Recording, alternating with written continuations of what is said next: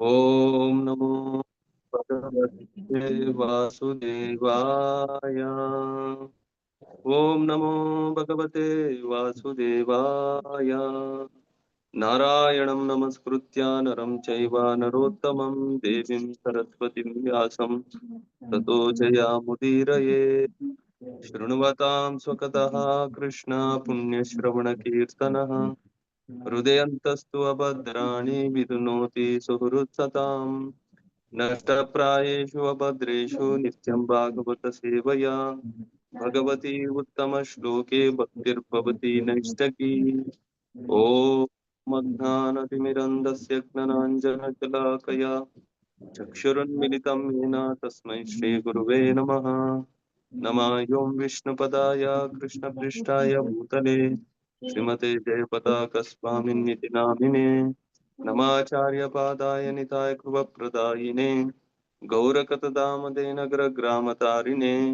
ನಮಾಯೋಂ ವಿಷ್ಣುಪದಾಯ ಕೃಷ್ಣಪೃಷ್ಠಾಯ ಭೂತಲೆ ಶ್ರೀಮತೆ Bhaktivedanta ಸ್ವಾಮಿನ್ನಿತಿ nominee. ನಮಸ್ತೆ ಸರಸ್ವತಿ ದೇವೆ ಗೌರವಾಣಿ ಪ್ರಚಾರಿಣಿ ನಿರ್ವಿಶೇಷ ಶೂನ್ಯವಾದಿ ಪಾಶ್ಚಾತ್ಯ ದೇಶತಾರಿಣೆ.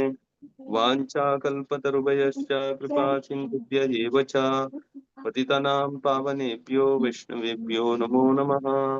ಜಯ ಶ್ರೀ ಕೃಷ್ಣ ಚೈತನ್ಯ ಪ್ರಭು ನಿತ್ಯಾನಂದ ಶ್ರೀ ಅದ್ವೈತ ಗದಾಧರ ಶ್ರೀವಾಸಾದಿ ಗೌರ ಭಕ್ತವೃಂದ.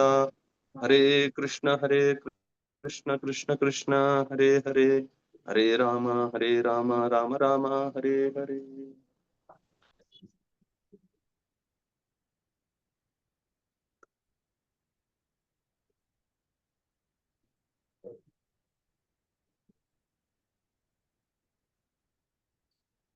ಹರೇ ಕೃಷ್ಣ. ಶ್ರೀಮದ್ ಭಾಗವತಂ ಸ್ಕಂದ 1 ಅಧ್ಯಾಯ 3 ಶ್ಲೋಕ ನಾವು 31 ಅನುವಾದ ಓದಿದೀವಿ. ಅದಾದ್ಮೇಲೆ ಭಾವಾರ್ಥ ನಾವು ಓದ್ಬೇಕಾಗಿದೆ. ಒಂದ್ಸಲಿ ಮಾತಾಜಿ ಶ್ಲೋಕ ಮತ್ತೆ ಅನುವಾದ ಮಾತ್ರ ಓದಿ, ಅದಾದ್ಮೇಲೆ ಭಾವಾರ್ಥ. ಯಮುನಾ ಮಾತಾಜಿ ಓದ್ತೀರಾ?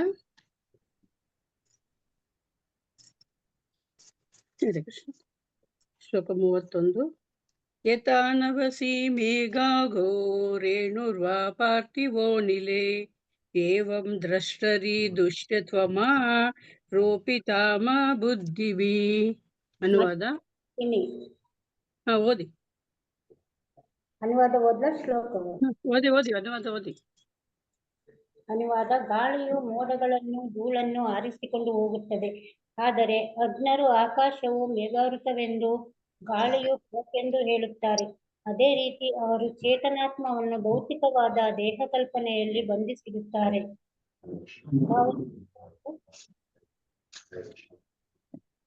ಹರೇ ಕೃಷ್ಣ.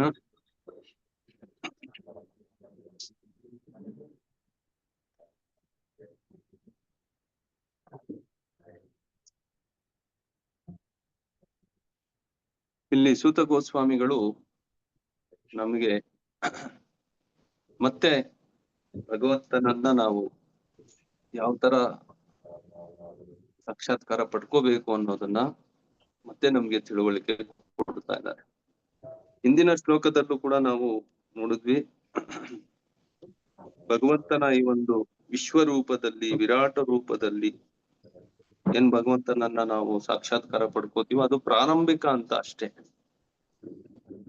ಆದ್ರೆ ಭಗವಂತ ದೇವೋತ್ತಮ ಪರಮ ಪುರುಷ, ಅವನು ಪ್ರತ್ಯೇಕ ವ್ಯಕ್ತಿ. ಬರೀ ವಿಶ್ವರೂಪದಲ್ಲಿ ನಾವು ಅವನನ್ನ ಗ್ರಹಿಸ್ಕೋಬಾರದು ಅನ್ನೋದೇ ವಿಚಾರ. ಅದಕ್ಕೆ ಭಗವದ್ಗೀತೆಯಲ್ಲೂ ಕೂಡ ನಾವು ಸಾಕಷ್ಟು ಉದಾಹರಣೆಗಳನ್ನ ತಗೊಂಡ್ವಿ. ಇದನ್ನ ಶ್ರೀಲ ಪ್ರಭುಪಾದರು ತುಂಬಾ ಚೆನ್ನಾಗಿ ಈ ಒಂದು ಭಾವಾರ್ಥದಲ್ಲಿ ನಮ್ಗೆ ಇನ್ನೂ ವಿವರವಾಗಿ ತಿಳುವಳಿಕೆ ಕೊಡ್ತಾರೆ. ಅದಕ್ಕೆ ಪ್ರಭುಪಾದರು ಮೊದಲನೇದಾಗಿ ಏನ್ ಹೇಳ್ತಾ ಇದ್ದಾರೆ ಇಲ್ಲಿ, ನಮ್ಮ ಭೌತಿಕ ಚಕ್ಷುಗಳಿಂದ ಮತ್ತು ಇಂದ್ರಿಯಗಳಿಂದ ನಾವು ಕೇವಲ ಚೇತನ ಸ್ವರೂಪಿಯಾದ ಭಗವಂತನನ್ನು ಕಾಣಲಾರವು ಎಂಬುದನ್ನು ಇಲ್ಲಿ ಮತ್ತೆ ಖಚಿತಪಡಿಸಲಾಗಿದೆ.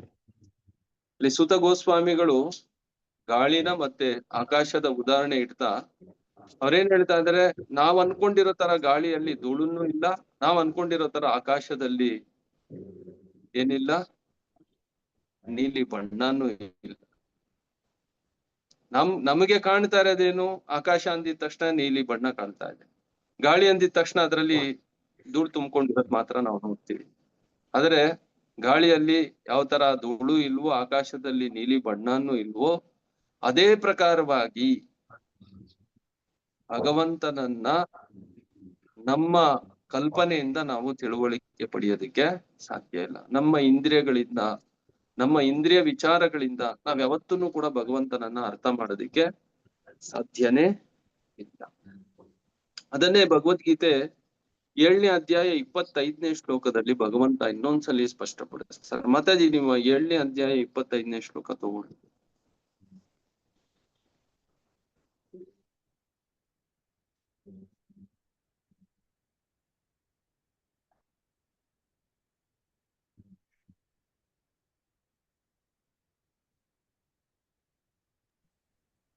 ನಾಹಂ ಪ್ರಕಾಶ ಸರ್ವಸ್ಯ ಯೋಗಮಾಯಾ ಸಮಾವೃತಃ ಮೂಢೋಯಂ ನಾಭಿಜಾನಾತಿ ಲೋಕೋ ಮಾಮಾಜಮವ್ಯಯಂ.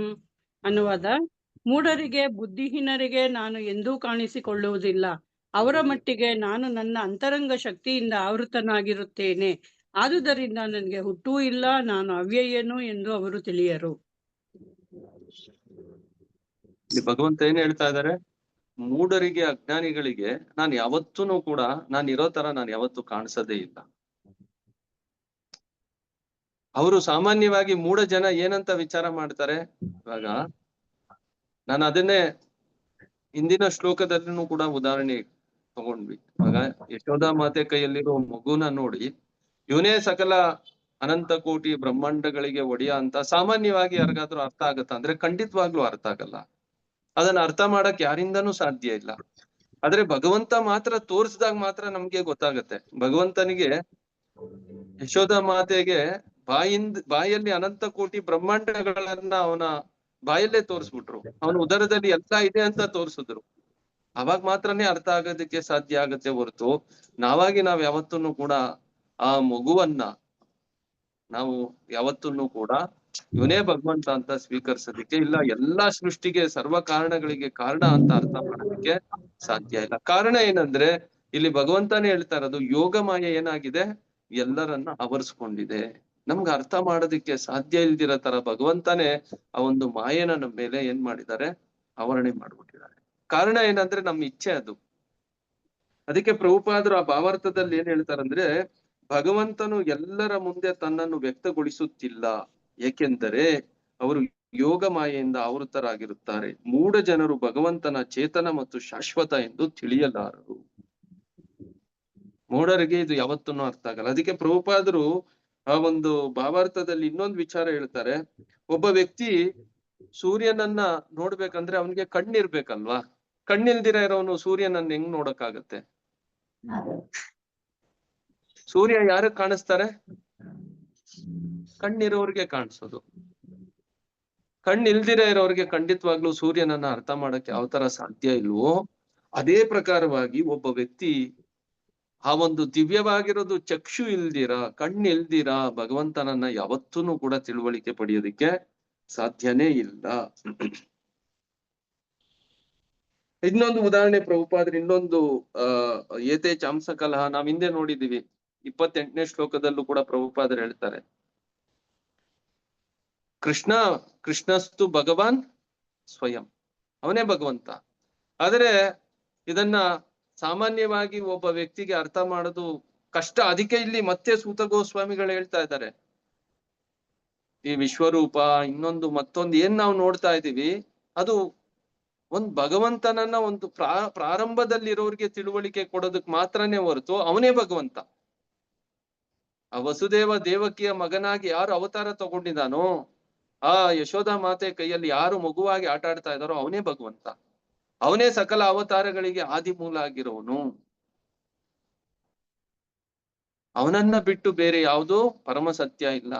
ಅದನ್ನೇ ಭಗವದ್ಗೀತೆ ಮತ್ತೆ 7ನೇ ಅಧ್ಯಾಯದಲ್ಲಿ ಪ್ರಾರಂಭದಲ್ಲೇ ಹೇಳ್ಬಿಟ್ರು ಭಗವಂತ, ಮತ್ತಃ ಪರತರಂ ನನ್ಯಾತ್ ಕಿಂಚಿದಸ್ತಿ ಧನಂಜಯ. ನನ್ನನ್ನ ಬಿಟ್ರೆ ಬೇರೆ ಸತ್ಯ ಯಾವುದೂ ಇಲ್ಲ. ಯಾವ ತರ ಒಂದು ದಾರದಲ್ಲಿ ಮಣಿಗಳು ಯಾವ ತರ ಆಧಾರ ಆಗಿ ಒಂದು ಹಾರವಾಗಿ ಕಾಣುತ್ತೋ, ಅದೇ ತರ ಈ ಎಲ್ಲಾನು ಕೂಡ ನನ್ನ ಆಧಾರ, ನನ್ನ ಮೇಲೇ ನಿರ್ಭರ ಆಗಿರೋದು ಅಂತ ಭಗವಂತ ಭಗವದ್ಗೀತೆಯಲ್ಲಿ ಹೇಳ್ತಾರೆ. ಅದಕ್ಕೆ ಪ್ರಭುಪಾದರು ಒಂದ್ ಕಡೆ ಇನ್ನೊಂದ್ ಕಡೆ ಏನ್ ಹೇಳ್ತಾರಪ್ಪ ಅಂದ್ರೆ,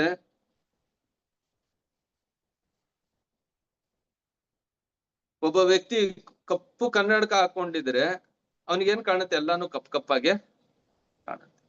ಕರೆಕ್ಟ್ ಅಲ್ವಾ? ಅದೇ ತರ ನಮ್ಮ ಪ್ರಜ್ಞೆ ಯಾವಾಗ ಕಲುಷಿತ ಆಗಿರುತ್ತೋ ಅವಾಗ ನಾವು ಭಗವಂತನನ್ನ ತಿಳುವಳಿಕೆ ಪಡೆಯಕ್ಕಾಗಲ್ಲ. ಅದಕ್ಕೆ ಇನ್ನೊಂದು ಉದಾಹರಣೆ ಪ್ರಭುಪಾದರು ಹೇಳ್ತಾರೆ. ಏನು? ಬ್ರಹ್ಮ ಏನ್ ಮಾಡ್ದ? ಬ್ರಹ್ಮನಿಗೆ ಮೋಹ ಕವಿತಲ್ಲಿ ಬ್ರಹ್ಮನು ಕೂಡ ಭಗವಂತನನ್ನ ತಿಳುವಳಿಕೆ ಪಡೆಯಕ್ಕಾಗ್ಲಿಲ್ಲ. ಅವನೊಬ್ಬ ಮಾಯಾವಿ ಅಂತ ಯೋಚನೆ ಮಾಡ್ದ. ಅವ್ನು ಯಾರೋ ಈ ಮಗು ಇಷ್ಟೊಂದೆಲ್ಲ ಇಲ್ಲಿ ಏನೇನೋ ಮಾಡ್ತಾ ಇದೆಯಲ್ವಾ, ಮತ್ತೆ ಇವ್ರೆಲ್ರೂ ಕೂಡ ಕೃಷ್ಣ ಕೃಷ್ಣ ಅಂತ ಇದಾರಲ್ವಾ, ಯಾರು ಇವನು ಅಂತ ನೋಡೋದಕ್ಕೆ ಅವರೇ ಬಂದ್ರು. ಅವ್ರು ಬಂದಾಗ ಅವ್ರಿಗೂ ಕೂಡ ಮೋಹ ಕವಿದೇನಾಯ್ತು? ಅವನು ಕೃಷ್ಣನನ್ನ ಅಪಹರಿಸ್ಬಿಟ್ರು. ಮತ್ತೆ ಬಂದ್ ನೋಡಿದ್ರು, ಮತ್ತೆ ಎಲ್ಲ ಅಲ್ಲಿ ಹಾಗೆ ಏನೇನಿದೆಯೋ ಹಾಗೆ ಇಲ್ಲ, ಎಲ್ಲಾನು ಹಾಗೆ ಇದೆ. ಮತ್ತೆ ಕೃಷ್ಣ ಅವರಿಗೆ ಏನ್ ಮಾಡಿದ್ರು? ಒಂದು ದೃಷ್ಟಿ ಕೊಟ್ರು. ಮತ್ತೆ ಆ ದೃಷ್ಟಿಯಲ್ಲಿ ಏನ್ ನೋಡಿದ್ರು ಅಂದ್ರೆ, ಪ್ರತಿಯೊಂದು ಗೋಪಾಲಕರು ಮತ್ತೆ ಗೋವುಗಳು ಎಲ್ಲಾನು ಕೂಡ ಕೃಷ್ಣನೇ ವಿಸ್ತಾರ ಆಗಿ ಅಲ್ಲಿ ಅವ್ರಿಗೆ ಕಾಣಿಸ್ಕೋತಾರೆ. ಅವಾಗ ಅವ್ರಿಗೆ ಅರ್ಥ ಆಯ್ತು, ಓಹೋ ಇಲ್ಲ ಕೃಷ್ಣನೇ ಭಗವಂತ, ನಾನ್ ತಪ್ಪು ಮಾಡಿದೆ ಅನ್ನೋದು ಅವಾಗ ಅವ್ರಿಗೆ ಗೊತ್ತಾಯ್ತು.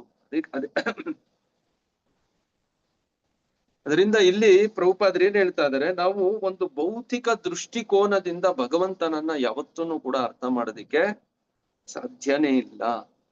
ಅವ್ನು ನಮ್ ಕಣ್ಣಿಗೆ ಆ ತರ ಕಾಣಿಸದೇ ಇಲ್ಲ. ಜೀವಿಗಳು ಭೌತಿಕ ಶರೀರದಲ್ಲಿ ಇರುವ ಚೈತನ್ಯದ ಕಿಡಿಯನ್ನು ಕೂಡ ನಾವು ಪತ್ತೆ ಹಚ್ಚಲಾರೆವು.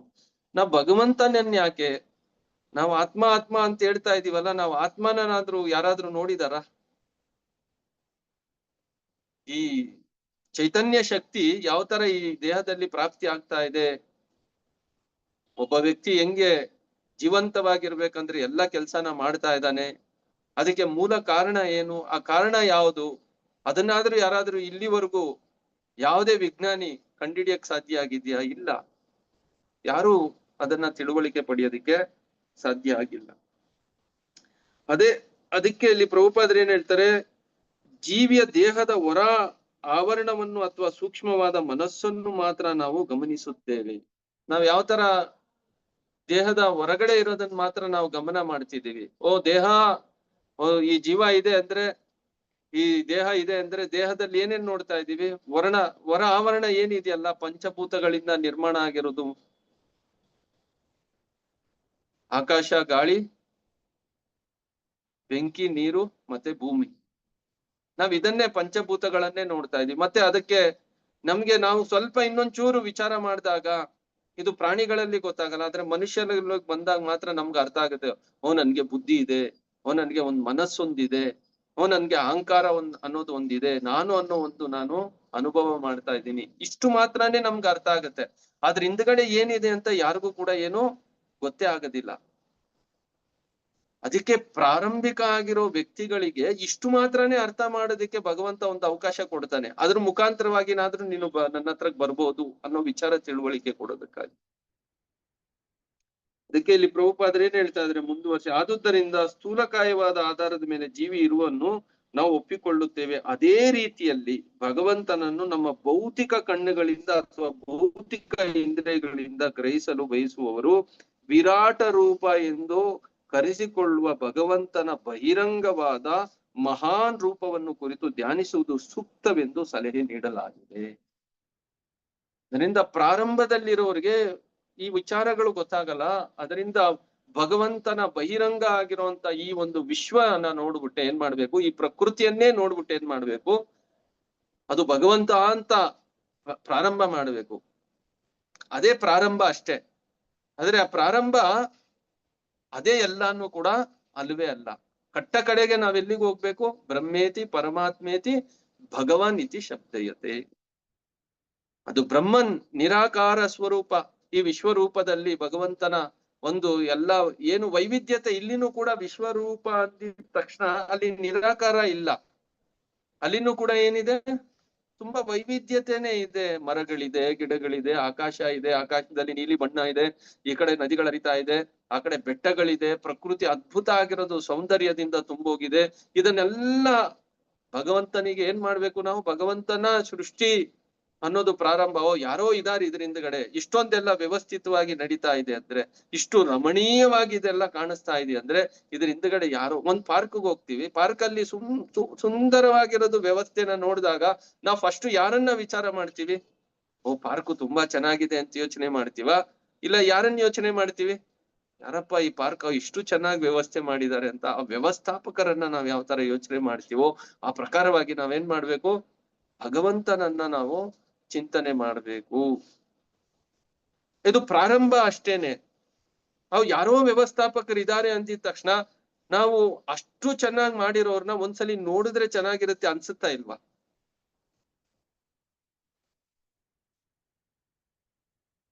ಅನ್ಸುತ್ತೆ ಅನ್ಸುತ್ತೆ ಪ್ರಭು. ಖಂಡಿತ ಅನ್ಸುತ್ತೆ. ಖಂಡಿತ ಅನ್ಸುತ್ತೆ.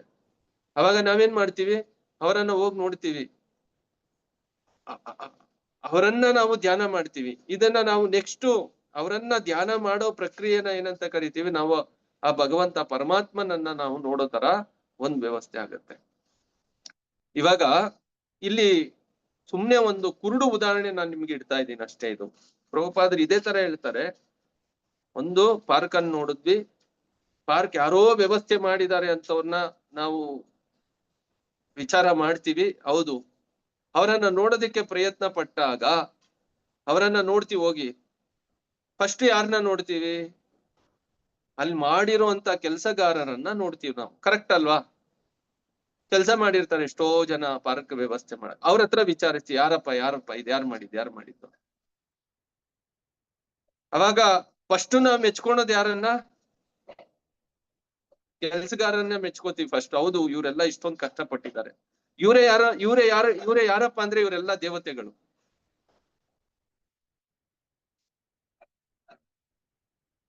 ಇವರೆಲ್ಲ ಬ್ರಹ್ಮದೇವರು ಇರ್ಬೋದು, ಬೇರೆ ವಾಯುದೇವರು, ಅಗ್ನಿದೇವರು, ವರ್ಣದೇವರು, ಇವರೆಲ್ಲರೂ ಕೂಡ ಏನ್ ಮಾಡಿದ್ದಾರೆ?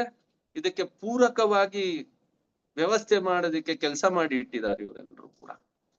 ಸರಿ, ಅವರನ್ನ ಕೇಳಿದಾಗ ನೀವೇನ ಮಾಡಿದ್ದು, ನಿಮ್ದೇನ ಇದು ಅಂದ್ರೆ, ಇಲ್ಲ ನಾವು ಬರೀ ಜಸ್ಟ್ ಕೆಲ್ಸದವ್ರು ಅಷ್ಟೇ. ಇಲ್ಲಿ ಓನರ್ ಹಿಂದೆ ಇದ್ದಾರೆ. ಓನರ್ ಇಲ್ದಿರಾ ನಾವೇನು ಮಾಡಕ್ಕಾಗಲ್ಲ. ಅವರೆಲ್ಲ ವ್ಯವಸ್ಥೆ ಮಾಡಿ ಕೊಟ್ಟಿದ್ಯಾರೋ ಅವರೇ. ಬುದ್ಧಿ ಕೊಟ್ಟಿದ್ದು, ಇನ್ನೊಂದು ಕೊಟ್ಟಿದ್ದು, ಮತ್ತೊಂದು ಕೊಟ್ಟಿದ್ದೆಲ್ಲ ಯಾರು? ಅವರೇ. ಮತ್ತೆ ನಾವು ಅವ್ರ ಹತ್ರಕ್ಕೆ ಹೋಗ್ತೀವಿ. ಕೆಲವರು ಇನ್ನು ಮೇಲ್ಗಡೆ ಇರೋರು ಯಾರು? ಅವರನ್ನೇ ಇಲ್ಲೇನ್ ಹೇಳ್ಬೋದು ನಾವು? ಇಲ್ಲಿ ಭಗವಂತನ ರೂಪದಲ್ಲಿ ಏನ್ ಮಾಡಿದ್ದಾರೆ? ಅವರು ಗರ್ಭೋದಕಶಾಯ ವಿಷ್ಣುವಾಗಿ, ಕ್ಷೀರೋದಕಶಾಯ ವಿಷ್ಣುವಾಗಿ, ಕಾರಣೋದಕಶಾಯ ವಿಷ್ಣುವಾಗಿ, ಇವರೆಲ್ಲರೂ ಕೂಡ ಏನಾಗಿದ್ದಾರೆ? ವಿಸ್ತಾರ ಮಾಡ್ಕೊಂಡಿದ್ದಾರೆ. ಸರಿ, ನಾವು ಅವ್ರ ಹತ್ರಕ್ಕೆ ಹೋದಾಗ, ಅವರನ್ನ ಧ್ಯಾನ ಮಾಡಿದಾಗ ಅವರನ್ನು ಕೂಡ ನಮ್ಮನ್ನ ಎಲ್ಲಿ ಕರ್ಕೊಂಡು ಹೋಗ್ತಾರೆ? ಇಲ್ಲ, ನಾವೆಲ್ಲರೂ ಕೂಡ ವಿಸ್ತಾರ ಆಗಿದ್ ಯಾರಿಂದ? ಸಕಲ ಅವತಾರಗಳಿಗೆ ಆದಿ ಮೂಲ ಆಗಿರೋ ಕೃಷ್ಣನೇ. ಅವನಿಂದಾನೇ ಎಲ್ಲ ನಡೀತು. ಇದು ಹಂತವಾಗಿ ನಾವು ಬ್ರಹ್ಮೇತಿ ಪರಮಾತ್ಮೇತಿ ಭಗವಾನ್ ಇತಿ ಶಬ್ದಯತೆ ಅಂತ ಏನು ಸೂತ ಗೋಸ್ವಾಮಿಗಳು ನಮ್ಗೆ ತಿಳುವಳಿಕೆ ಕೊಟ್ರು 2ನೇ ಅಧ್ಯಾಯದಲ್ಲಿ, ಅದನ್ನೇ ನಾವಿಲ್ಲಿ ಮತ್ತೆ ಅವರು ನಮ್ಗೆ ತಿಳುವಳಿಕೆ ಕೊಡ್ತಾರೆ. ಇವಾಗ ನಮ್ಗೆ ಚೆನ್ನಾಗಿ ಅರ್ಥ ಆಗ್ತಾ ಇದೆ. ಇವಾಗ ತುಂಬಾ ಅರ್ಥ ಮಾಡ್ಕೊಳೋದಕ್ಕೆ ಪ್ರಯತ್ನ ಪಡ್ಬೋದು ಈ ಪ್ರಕಾರವಾಗಿ. ಅದನ್ನೇ ಇಲ್ಲಿ ಪ್ರಭುಪಾದರು ಕೂಡ ಹೇಳ್ತಾ ಇದ್ದಾರೆ. ಅವರೇನ್ ಹೇಳ್ತಾ ಇದಾರೆ ಮತ್ತೆ ಮುಂದುವರಿಸಿ, ಉದಾಹರಣೆಗೆ ಒಬ್ಬ ವ್ಯಕ್ತಿ ಒಂದು ಕಾರಿನಲ್ಲಿ ಹೋಗುತ್ತಿದ್ದಾರೆ ಮತ್ತು ಅದನ್ನು ನೋಡುವವರು ಸುಲಭ ಸಾಧ್ಯವಾಗದಿದ್ದರೆ ನಾವು ಕಾರಿನೊಂದಿಗೆ ಒಳಗೆ ಕುಳಿತಿರುವ ಮನುಷ್ಯನನ್ನು ಸಮೀಕರಿಸುತ್ತೇವೆ. ಪ್ರಭುಪಾದ ಅದಕ್ಕೆ ಒಂದು ಉದಾಹರಣೆ ಇಟ್ರಿ. ಒಬ್ಬ ವ್ಯಕ್ತಿ ಕಾರಲ್ಲಿ ಹೋಗ್ತಾ ಇದ್ದಾನೆ ಅಂದ್ರೆ, ಕಾರ್ನ ಒಳಗಡೆ ಇರೋರ್ನ ನಾವು ನೋಡಕ್ಕಾಗಿಲ್ಲ ಅಂದ್ರೆ, ಇಲ್ಲ ಯಾರೋ ಒಬ್ರು ಹೋಗ್ತಾ ಇದ್ದಾರೆ ಕಾರಲ್ಲಿ, ನಾವು ಕಾರಿನ ಜೊತೆನೆ ನಾವ್ ವಿಚಾರ ಮಾಡ್ತೀವಿ. ಅದಕ್ಕೆ ಪ್ರಭುಪಾದರು ಹೇಳ್ತಾರೆ, ರಾಷ್ಟ್ರಾಧ್ಯಕ್ಷರು ಕಾರಿನಲ್ಲಿ ಹೋಗುತ್ತಿರುವಾಗ ನಾವು ರಾಷ್ಟ್ರಾಧ್ಯಕ್ಷರು ಹೋಗುತ್ತಿದ್ದಾರೆ ಎನ್ನುತ್ತೇವೆ. ಕಾರ್ ಹೋಗ್ತಾ ಇದೆ ಅಂತ ಹೇಳ್ತೀವ, ಇಲ್ಲ ರಾಷ್ಟ್ರಾಧ್ಯಕ್ಷರು ಹೋಗ್ತಾ ಇದ್ದಾರೆ ಅಂತ ಹೇಳ್ತೀವ? ರಾಷ್ಟ್ರಾಧ್ಯಕ್ಷರೇ ಹೋಗ್ತಾ ಇರೋದು. ಅದೇ ಪ್ರಕಾರವಾಗಿ ಈ ಸೃಷ್ಟಿ ಎಲ್ಲ ಹಿಂದ್ಗಡೆ ಯಾರಿದ್ದಾರೆ? ಭಗವಂತ ಇದ್ದಾನೆ. ತಾತ್ಕಾಲಿಕವಾಗಿ ರಾಷ್ಟ್ರಾಧ್ಯಕ್ಷರು ನಾವು ಕಾರಿನೊಂದಿಗೆ ಸಮೀಕರಿಸುತ್ತೇವೆ. ಅದೇ ರೀತಿ ಅಗತ್ಯವಾದ ಅರ್ಹತೆ ಇಲ್ಲದೆ ದೇವರನ್ನು ತಕ್ಷಣವೇ ನೋಡಬೇಕೆಂದು ಬಯಸುವ ಅಜ್ಞರಿಗೆ, ನೋಡಿ ಇಲ್ಲಿ ತುಂಬಾ ಚೆನ್ನಾಗಿ ಪ್ರಭುಪಾದರು ಇದು ನೋಟ್ ಮಾಡಿ, ಇದು ತುಂಬಾ ಮುಖ್ಯ ಆಗಿರೋದು. ಅದೇ ರೀತಿ ಅಗತ್ಯವಾದ ಅರ್ಹತೆ ಇಲ್ಲದೆ ದೇವರನ್ನು ತಕ್ಷಣವೇ ನೋಡಬೇಕೆಂದು ಬಯಸುವ ಅಜ್ಞರಿಗೆ ಮೊದಲು ಭೂಮಾಕಾರದ ಭೌತಿಕ ವಿಶ್ವವನ್ನು ತೋರಿಸಲಾಗುವುದು. ಅದಕ್ಕೆ ಈ ಮತ್ತೆ 7ನೇ ಅಧ್ಯಾಯದಲ್ಲಿ 4 ಮತ್ತೆ 5ನೇ ಶ್ಲೋಕ ಅದರಲ್ಲಿ ಏನ್ ಹೇಳ್ತಾರೆ, ಭೂಮಿರಪೋ ಮಾತಾಜಿ ಓದಿ ಇವಾಗ ಈ 2 ಶ್ಲೋಕದಲ್ಲಿ. ಇದೆಲ್ಲ ಯಾರಿಗೆ? ಪ್ರಾರಂಭದಲ್ಲಿರೋರ್ಗೆ ಮಾತ್ರ.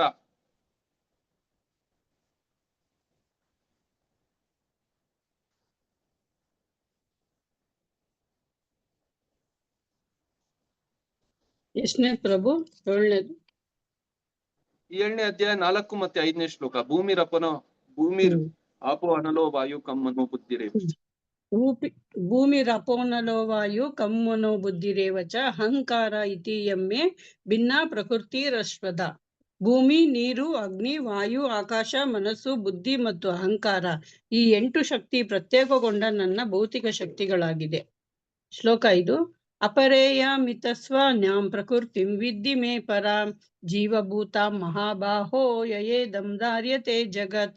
ಅನ್ನುವಾದ, ಮಹಾಬಾಹುವಾದ ಅರ್ಜುನನೇ, ಇವಲ್ಲದೆ ನನ್ನ ಇನ್ನೂ ಶ್ರೇಷ್ಠವಾದ ಮತ್ತೊಂದು ಶಕ್ತಿ ಇದೆ. ಅದು ಈ ಭೌತಿಕ ಮತ್ತು ಕೆಳಮಟ್ಟದ ಪ್ರಕೃತಿಯ ಸಂಪನ್ಮೂಲಗಳನ್ನು ಬಳಸಿಕೊಳ್ಳುತ್ತಿರುವ ಜೀವಿಗಳಿಂದ ಆದದ್ದು.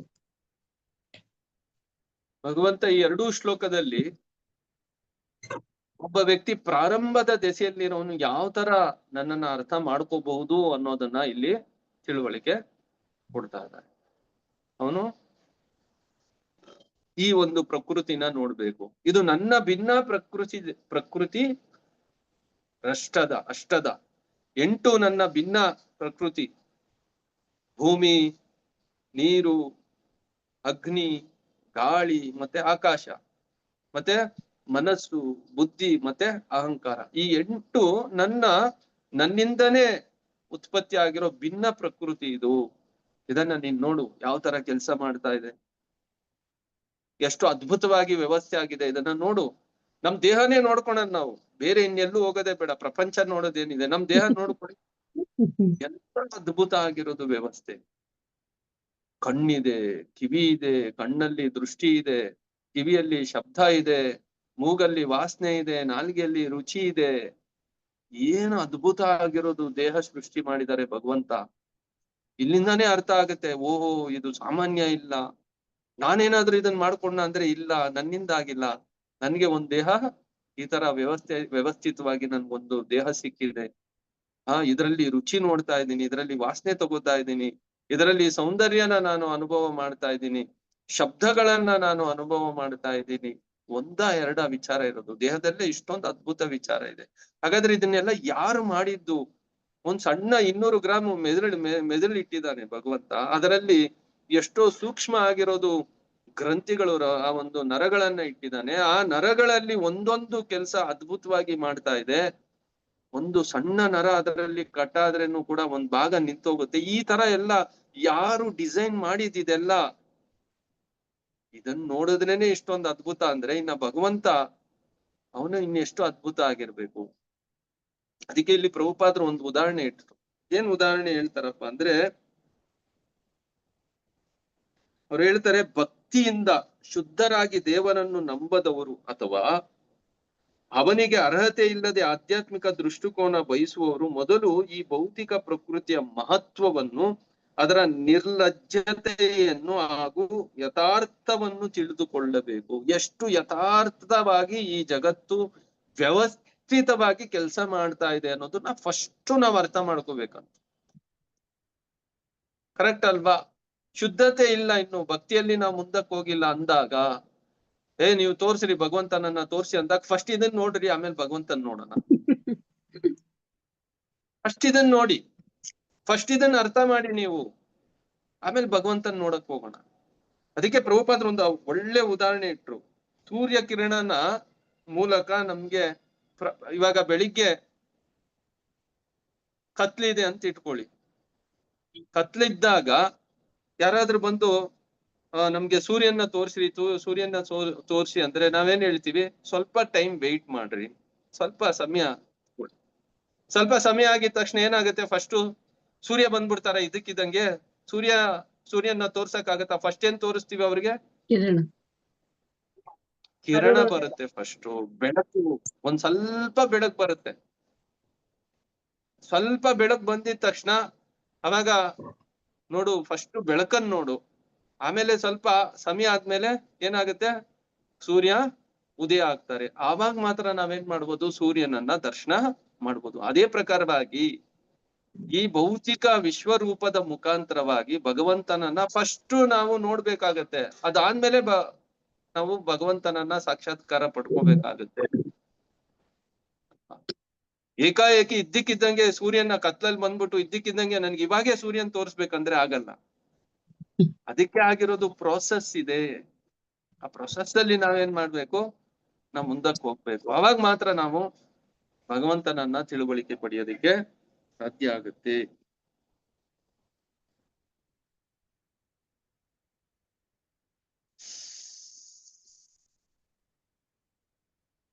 ಅದಕ್ಕೆ ಪ್ರಭುಪಾದರು ಇಲ್ಲಿ ಇನ್ನೊಂದು ಉದಾಹರಣೆ ಇಡ್ತಾ ಇದ್ದಾರೆ. ಅವ್ರೇನ್ ಹೇಳ್ತಾರೆ ಪ್ರಭುಪಾದರು ಒಂದ್ ಕಡೆ ಏನ್ ಹೇಳ್ತಾರಪ್ಪ ಅಂದ್ರೆ,